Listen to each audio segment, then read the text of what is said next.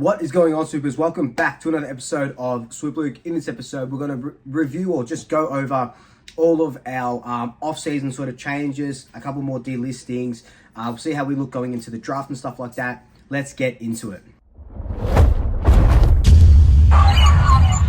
So before we do get into it, a couple of updates for the channel. One update is that I will be stopping YouTube memberships. I just don't feel like they're a real big benefit to you guys, but I do thank you all for the support who have joined up for YouTube memberships. The second update is that I've started a Patreon now, which I think just gives you a lot more benefits, and I will post a link down below. If you want me to make another video explaining what's going on in there, I can do that as well. But I think that Patreon is just going to be a lot more personal, a lot more exclusive content. It's going to be a little bit drier during the off season because, you know, probably should have started this at the start of this season.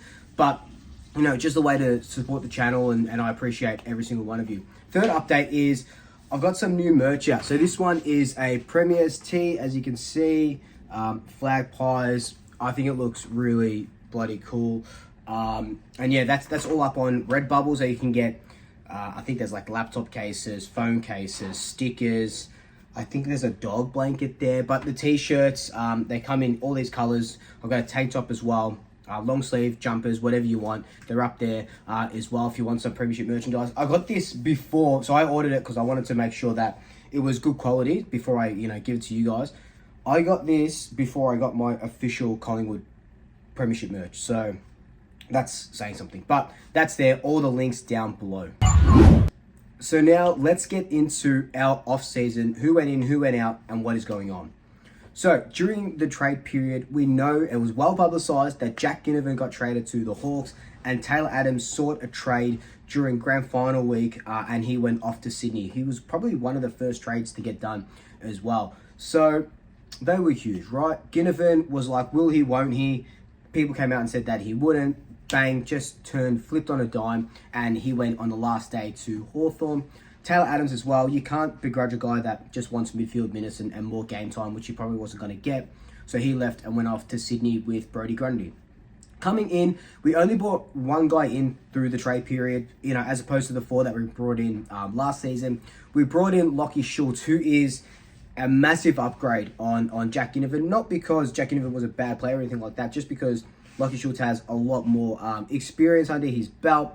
I think he signed on a 4-year deal with a chance for a 5th year. And then, Lachie Schultz is the second highest goal scorer for Fremantle this season.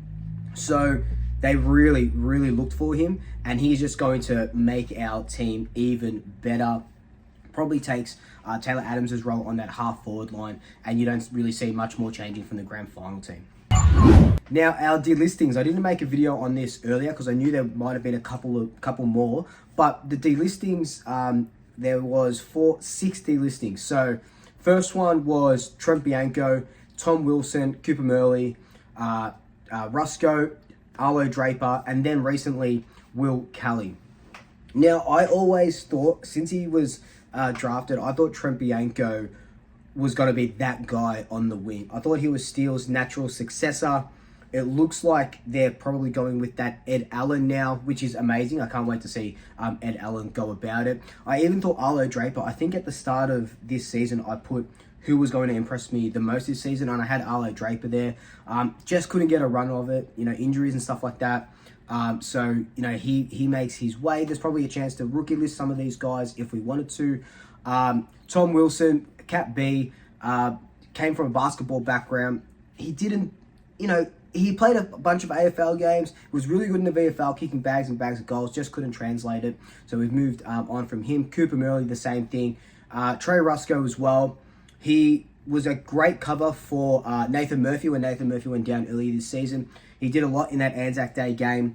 He was in those handballs and stuff leading to our goals in the last quarter. So he did a lot. He probably goes back to WA now and plays for either West Coast or Fremantle. Maybe is what I'm thinking as a rookie pickup, you would think. And then Will Kelly. Will Kelly could have been anything, but just like a lot of careers, was just littered with injuries. And you remember that first game against Hawthorn, he kicked that really nice goal. And then wasn't it that game where he did his collarbone as well or something? And and injuries here and hamstrings and calves and all of this. He was just beaten and bruised by the end of it. I think he was on the list for 5 years, and I thought he was going to be a sort of another natural successor to maybe like a Jeremy Howe in the back line. But it looks like they're probably going to go with the Charlie Dean now, which is amazing because Charlie Dean is incredible. But to those 6 guys, you know, they all put on the black and white stripes one way or another. And as soon as you get drafted to the Collingwood Football Club, you are Collingwood forever, and they are black and white forever. Now, what does that mean going forward, national draft and all that sort of stuff? So the picks that we're taking to the national draft via Collingwood's website, 19, 33, and 80. Doesn't really give us a lot to play with. You would think that we'll look at bundling some of these or a future or something and trading it for something higher in the draft. The trade for draft pick selections really confuses me. I know Pommy and Oz has a bunch of good videos about this sort of stuff, and he's the trade and draft guru. So if you want any extra information, I definitely recommend checking out his channel and looking at the videos that he's done, which are always absolutely incredible and so informative. Pom is the best in the business. So yeah, we've got those picks, live picks going into the draft. Remember, you can still trade draft picks from now up until you can keep trading on draft night. We've seen that a bunch of times, so that could still happen. We could still bundle these picks for something else. And just recently we had a couple of contract extensions. So Nathan Kruger, Aiden Begg, and Josh Carmichael all signed, started out there, all signed 1-year contracts, leading them to the end of 2024. I think, you know, Aiden Begg, we put a lot of time and effort into him. He could be that ruck guy that we go to, has played a bunch of, handful of AFL games last season. Josh Carmichael, he's really good at VFL level, and I want to see him get a bigger shot. You remember last year against Essendon, I think he hit 2 goals when he came on as the sub. And Nathan Kruger, another guy that's just been riddled with injuries, but when he's going, he's absolutely going, can clunk anything. So I'm happy that they all signed on. What do I think is going to be our sort of list situation going into everything from here on in? So the national draft happens on November 20. I think we take 2 selections there to the national draft, and we pick up 1 delisted free agent. There's talks that we might be picking up Scott Lysett from Port Adelaide, formerly the West Coast Eagles, as just a ruck backup, because you remember that when Cox and Cameron went down, we really didn't have anyone else, and it was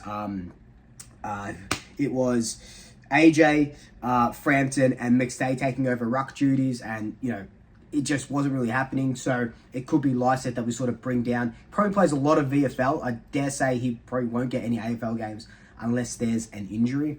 I think we upgrade 2 rookies into senior list. So our rookies are John Noble still, can you believe it? Oleg Markov, Aiden Begg, Ash Johnson, Charlie Dean, Oscar Steen, and Josh Carmichael. I think they probably give John Noble and maybe Oleg Markov, put them straight onto the senior list would be my thoughts. Again, I don't really know a lot of how all that works, but those would be my thoughts. Maybe Ash Johnson, but you know, obviously the rookie list guys can play in the main squad as well, as we've seen. Bloody Oleg Markov won a premiership there, and I think it leaves us 2 free spots for a selection like Oleg Markov was, an SSP selection, and 1 selection for the mid-season draft is probably where I'm thinking that this sort of leads, because, you know, we don't have a lot of picks in the national draft, so I think taking 2 kids and then delisted free agent is where we'll go. But look, that's just been a really quick roundup of the ins and outs and what I think we're going to be looking up to the draft. Coming up to the draft, though, I'm going to try and do a couple more videos, maybe get someone on who knows a lot more about the draft than I do, that's for sure, to talk about what's going on. But until then, like, comment, subscribe, tell your family, tell your friends, tell your pets, and until next time, double checkers, I'll swoop you later.